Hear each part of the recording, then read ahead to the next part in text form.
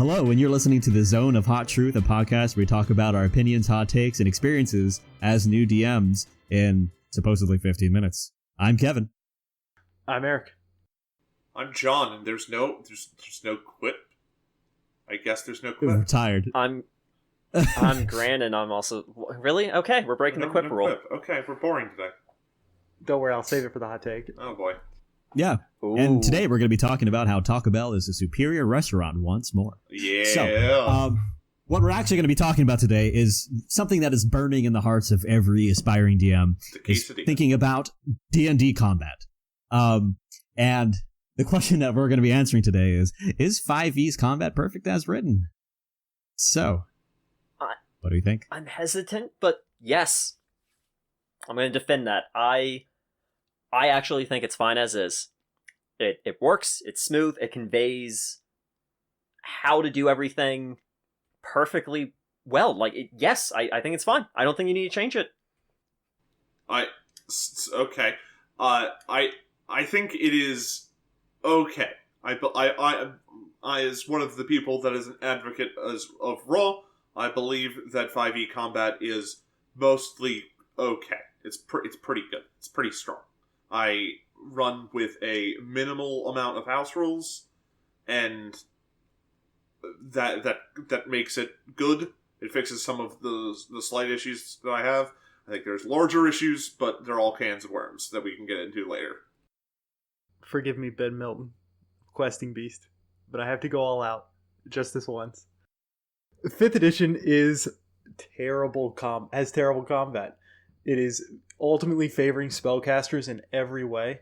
As a martial, you are treated with the physics of normal people, whereas spellcasters can cast Limited Wish, or as it's often known, Prestidigitation, at level 1. You have a fighter who at best is just going to keep swinging, and yes, they can go all day, but when a wizard can just wish them away or do whatever they want with reality, the fighters get lagged, we're way behind. So no, it fails in that sense. And no, it fails in the sense that the rules are so terribly written because they decided to write with actual language versus mechanical language, to where you have to have Jeremy Crawford go out there and tweet out terrible sage advice that is incomprehensible. So no, it is not perfect. It's bad when the sage advice needs sage advice. I don't like when it gets nested, where he has a point where he's trying to clarify a thing, and then immediately somebody asks, well, wait, what did you mean by that? And then there's another... Like going to Stack Overflow. Stack Overflow is a wonderful website made by wonderful people. It's fine. So, I think there's a lot of can of worms in what you just said. We could... I think we could spend 2 whole, episodes talking about martial versus, casters. If that's balanced or if there needs to be changes. But, so, is it... You pointed out that, emphatically no it isn't, and then is it just the imbalance between spellcasters and martial, or, what's wrong with it? Its dex is a god stat. You have strength is utterly inferior to dex in combat in nearly every fashion, as far as armor class, initiative, damage is trivial at most, and realistically, because of armor class, you're going to want a dex weapon, specifically a rapier, in every situation. The combat is also terrible as written because it incentivizes, it has a mix match of ideals, with some classes favoring short rests, others favoring long rests, but there's, in actual play, very few short rests. So you have classes like monks, warlocks being left in the dust, and that's even ignoring the fact that warlock has Eldritch Cannon, which can shoot out 300 feet away, the same damage that a fighter can. Yeah, I think what I'll add on to that, and I think this is something that you're echoing, but the sense that the resolution of the actions, especially when you get into later levels, it takes forever. And God forbid you're not playing digital, because everybody's rolling 30 dice on a table, and then you have to sit there and do the math, go through that, and so everything feels very sluggish, and that is something that just builds over time as you just go through this. The 2 other things I'll comment on is, one, if you run combat, I think often as written, especially at early levels, it murders people. like flat out, and it forces new DMs to fudge, right? Which I'm gonna can of worms that because I have words about fudging, but man, is that not good thing to do? Like, oh, okay, I have to put this ship back together as I'm piloting it is not something you want to elicit in a new DM or any DM, right? And then I think the other thing is not on that front is I have to edit those monsters like crazy, to get them to actually function in a combat scenario, right? Just from the DM side, like, let alone trying to balance that against the crazy things that Eric just talked about. But that is a couple little spices thrown in there. But how many DMs have had to fudge a roll in Lost Mines of Phandelver because of Clarg, the bugbear, who hits for like 1 million damage, and their level 1 players are just getting like one shot. Like, I don't know a single DM who has run that and not had to fudge a dice or change the entire encounter in a completely overhaul situation. But is that a problem with the combat, or is that just a poorly balanced encounter in that example? And anyone can make a poorly balanced encounter using any combat system. Whether combat's perfect or not, you can still make something that's misbalanced. Have I talked to you? And does that necessarily mean combat's bad if someone just made a mistake in the books? Can I talk to you about your Lord and Savior, Trophy Dark, or Trophy Gold, if you look at the gauntlet? Tally. Exactly. No, it's because it's beyond the encounter. It's the fact that those are the monsters. At level 1, these characters are fragile, and they're not just fragile in the sense that most D&D games have fragile level 1 characters, but they're fragile in a game system that's built on having superheroes. So the jump in power from level 1 to level 3 to level 5 is so exponentially grown that once your players hit level 5, they're unkillable. I think we need a can of worms the leveling bit. The one quick thing I'll add really quickly is, and I think this is related to this, is the sense that the rules as written are designed for you to fight the things described in the books that you have, right? So you would think that those two fit together 1-to-1, but they don't, right? It doesn't matter if you balance it. Like sometimes it like you have to do it by feel, right? And that's not something that is something you can really do, you know. Mm-hmm. So Grant and John, you two run it very close to raw, or almost at raw. What are the few house rules that you two specifically use if you're getting that close to raw? So I do flanking, optional rule, cover, which I think is also an optional rule. I don't actually know. It is not. It is not. Okay. And bonus action potion. And that's it. That's it. Yes, that is it. I run very close to raw. I think it very much simplifies expectations of what's at the table. It's what's in the book. Now, mind you, that definitely does not apply to what Kevin was talking about of the balancing monsters. I don't think there has not been a single creature that my players have fought that I have run completely as written.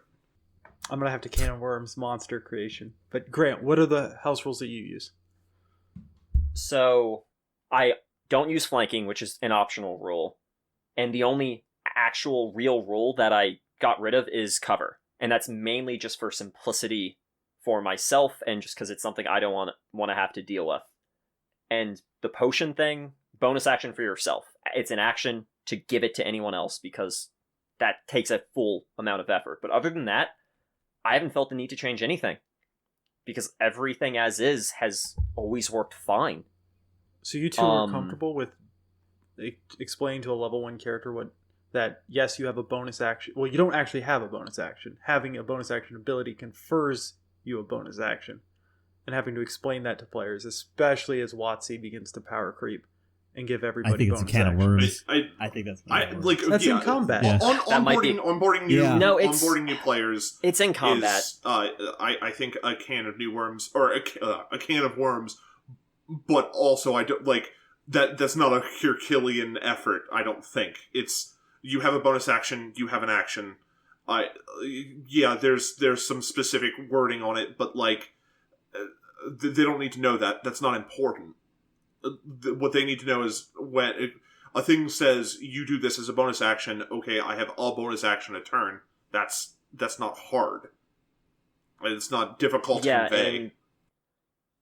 And some of the issues, like if it's a question of poor writing, that doesn't necessarily mean the combat is bad, or it just means the rule, or it means the rule might be worded poorly, but that doesn't necessarily mean the actual combat it's conveying is bad. If the rule is poor, because and the rule is being evaluated on whether or not it's perfect. Well, I think those are separate. Like, you can have something that is just awfully written in the sense that it's just straight up bad, or it's game breaking, and then you could just have a sentence that should have been caught by the editor that was missed, and those don't necessarily translate to the same end. Poorly written and like a poorly worded rule isn't always just bad. I think we can all agree that I think the framework that is here is I think it's a little shaky as written, that you have to smooth things over in terms of either explanation like on the side of the GM or something along those lines to get this to you have to do a little bit of work to get things to run smoothly, I think, versus just saying a player, read this, go, and it's fine. We're fine. back to the new player can of worms, because I totally have opinions on that. I don't think it's very hard to onboard new players. Yeah. different player on onboarding, but yeah, I've had very easy experience with it. Well, okay, so you two mentioned again. I'll go back to you two discussing Raw, and why combat is not good is because it has absurd rules like the reaction spell or the bonus action spell rule. All of those things are baked into why the combat is at best sluggish and slow, as Cameron referenced, and at worst essentially having to require somebody open a tome and refer to either a poorly written rule or a poorly written Jeremy Crawford sage advice that completely different language. I think the bonus action spell is an example of it is like an oddly worded spell, like oddly worded text. It is not wrong or bad. What is there is correct. Like, you should not be able to do a leveled spell and a leveled bonus action spell, because that also takes away your reaction. If you cast a bonus action spell, you cannot counterspell on that turn. Yes. Do you think that's a good rule? Yeah, because there's limited cases where that actually matters. So you can't heal it. You can't really? You think that's limited cases, especially as you get past the low levels? Yeah, what reaction spells does a cleric have? Who's using? Well, okay, this is Can of Worms. This is Can of Worms. Yeah, this is. Yeah, yes, but I think we're getting into nitty-gritty rulings. This is class balance this issues and martial versus spell at this point. I believe that it is correct, because you do not this is putting allowing you to have bonus action spells and tampering casters. It fucks over sorcerers. But that's a different conversation. Yeah, I think we can actually go pretty deep into specific rulings on different aspects of combat. But I think broadly, we haven't really talked about we've talked a little. Yeah, oh my god, there's a lot of it's the biggest pole of D&D combat. Yes, that is true. It's a big pillar that it is one of the three major. Despite Eric saying components. Despite it, that's disingenuous, because half the player section is also combat actions. Oh, I'm sorry, John. 90% I'm so spells. sorry. Yeah. So again, disingenuous. I'm sorry. So I'm sure that will not come in a recording. That there is a Dark Souls sound bit that will probably be edited in here that says "I'm sorry" to indicate that we are in the final segments. So we're going to go back to the main question and see if we answered it. So, do we think is 5e's combat perfect as written? Not even close. Bows should be on wisdom. It's a system that is just completely it should have been edited. It is not perfect. Please play something else. It is not perfect. However, it's fine. It's playable. There are balance issues in it. I don't think that they make the game unplayable or bad. I think it is still fun, and that's still like the reason why you play D&D is because the combat's fun. I think it's fine because you can basically run it as is with like one rule that actually isn't just an optional rule, and it runs perfectly fine.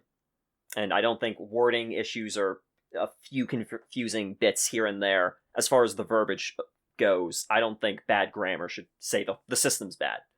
I think without major overhauls on the side of the DM, you're going to run into lots of very difficult situations that you're going to have to make some really unfortunate on-the-spot rulings that will maybe prevent players from coming back to the table. But I think that's something we can talk about in greater detail.